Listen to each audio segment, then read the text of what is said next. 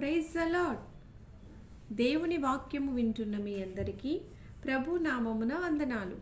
ఈరోజు చదవబోయే అధ్యాయం నిర్గమాకాండం 38వ అధ్యాయం. నిర్గమాకాండం 38వ అధ్యాయం చదువుకుందాం. మరియు అతడు తుమ్మ కర్రతో దహన బలిపీఠమును చేసెను. దాని పొడుగు 5 మూరలు, దాని వెడల్పు 5 మూరలు, అది చచ్చౌకమైనది. దాని ఎత్తు 3 మూరలు, దాని 4 మూలలను కొమ్ములను చేసెను. దాని కొమ్ములు దానితో ఏకాండమైనవి, దానికి ఇత్తడి రేకు పొదిగించును.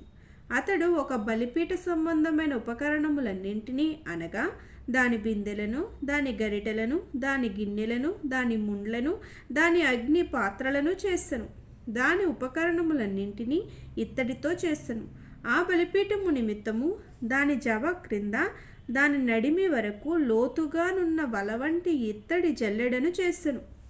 మరియు అతడు ఈ ఇత్తడి జల్లెడ యొక్క 4 మూలలలో దాని మోతకర్రలుండు 4 ఉంగరములను పోతపోసెను. ఆ మోతకర్రలను తుమ్మకర్రతో చేసి వాటికి రాగి రేకులు పొదిగించెను. ఆ బలిపీఠమును మోయుటకు దాని ప్రక్కలనున్న ఉంగరములలో ఆ మోతకర్రలు చునిపెను. పలకలతో బలిపీఠమును గుల్లగా చేసెను.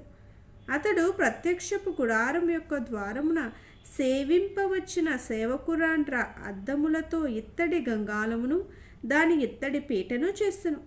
మరియు అతడు ఆవరణము చేసెను. కుడివైపున అనగా దక్షిణ దిక్కున 100 మూరల పొడుగు గలవియు పేనిన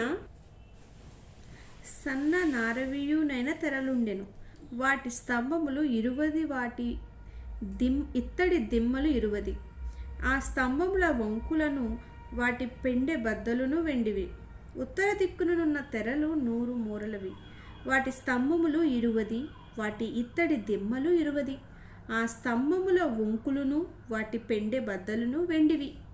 పడమటి దిక్కున తెరలు 50 మూరలవి, వాటి స్తంభములు 10, వాటి దిమ్మలు 10.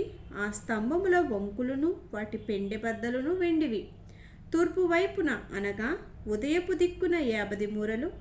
ద్వారము యొక్క ఒక ప్రక్కను తెరలు 15 మూరలవి, వాటి స్తంభములు 3, వాటి దిమ్మలు 3. అట్లు రెండవ ప్రక్కను అనగా ఇరు ప్రక్కలను ఆవరణ ద్వారమునకు 15 మూరల తెరలు ఉండెను. వాటి స్తంభములు 3, వాటి దిమ్మలు 3. ఆవరణము చుట్టూనున్న దాని తెరలన్నీ పేనిన సన్న నారవి. స్తంభముల దిమ్మలు రాగివి, స్తంభముల వంకులను వాటి పెండె బద్దలను వెండివి. వాటి బోదెలకు వెండి రేకులు పొదిగింపబడెను. ఆవరణపు స్తంభములన్నీ వెండి బద్దలతో కూర్పబడెను. ఆవరణ ద్వారపు తెర నీల ధూమ్ర రక్త వర్ణములు గలదియు పేనిన సన్న నారతో చేయబడినదియునైన బుట్టాపనిది. దాని పొడుగు 20 మూరలు, దాని ఎత్తు అనగా వెడల్పు ఆవరణ తెరలతో సరిగా 5 మూరలు. వాటి స్తంభములు 4, వాటి ఇత్తడి దిమ్మలు 4. వాటి వంకులు వెండివి, వాటి బోదెలకు వెండి రేకు పొదిగింపబడెను. వాటి పెండెబద్దలు వెండివి. మందిరమునకు దాని చుట్టూనున్న ఆవరణమునకును చేయబడిన మేకులన్నీ ఇత్తడివి. మందిర పదార్థముల మొత్తము అనగా సాక్ష్యపు మందిర పదార్థముల మొత్తము ఇదే. ఇట్లు వాటిని యాజకుడైన అహరోను కుమారుడకు ఈతామారు లేవీల చేత మోషే మాట చొప్పున లెక్క పెట్టించెను. యూదా గోత్రీకుడైన హూరు మనమడును, ఊరు కుమారుడునైన బెసలేలు యెహోవా మోషేకు ఆజ్ఞాపించినదంతయు చేస్తాను. దాను గోత్రీకుడును అహీసామాకు కుమారుడునైన అహోలియాబు అతనికి తోడైయుండెను.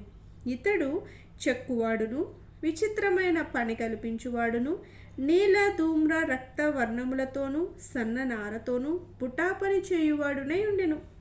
పరిశుద్ధ స్థలమైన పని అంతటిలో పని కొరకు వ్యయపరచబడిన బంగారమంతయు అనగా ప్రతిష్ఠింపబడిన బంగారు పరిశుద్ధ స్థలపు తులము చొప్పున 116 మణుగుల 530 తులములు. సమాజములో చేరిన వారి వెండి పరిశుద్ధ స్థలపు తులము చొప్పున 400 మణుగుల 1575 తులములు. ఈ పన్ను 20 ఏండ్లు మొదలుకొని పైప్రాయము కలిగి లెక్కలో చేరిన వారందరిలో అనగా 6,03,550 మందిలో తలకొకటి అరతులము. ఆ 400 వెండి మనుగులతో పరిశుద్ధ స్థలమునకు దిమ్మలు, అడ్డతెరకు దిమ్మలను, అనగా ఒక దిమ్మకు 4 మనుగుల చొప్పున 400 మనుగులకు 100 దిమ్మలు పోతపోయబడెను. 1575 తులముల వెండితో అతడు స్తంభములకు వంకులను చేసి వాటి బోధలకు పొదిగించి వాటిని పెండెబద్దల చేత కట్టెను. మరియు ప్రతిష్ఠింపబడిన ఎత్తడి 280 మనుగుల 2400 తులములు. అతడు దానితో ప్రత్యక్షపు గుడారపు ద్వారమునకు దిమ్మలను, ఎత్తడి వేదికను, దానికి ఎత్తడి జల్లెడను, వేదిక ఉపకరణములన్నింటినీ, చుట్టూనున్న ఆవరణమునకు దిమ్మలను, ఆవరణ ద్వారమునకు దిమ్మలను, ఆలయమునకు మేకులన్నింటినీ, చుట్టూనున్న ఆవరణమునకు మేకులన్నింటినీ చేసెను. దేవుడి వాక్యమును దీవించి మన వినికిడిలో ఆశీర్వదించునుగాక. ప్రతిరోజు ఇలా దేవుని వాక్యము వినడానికి ప్రతిరోజు బైబిల్ చదువుదాం అనే కార్యక్రమాన్ని సబ్స్క్రైబ్ చేసుకోండి, లైక్ చేయండి, షేర్ చేయండి. దేవుడు మిమ్మల్ని దీవించి ఆశీర్వదించునుగాక.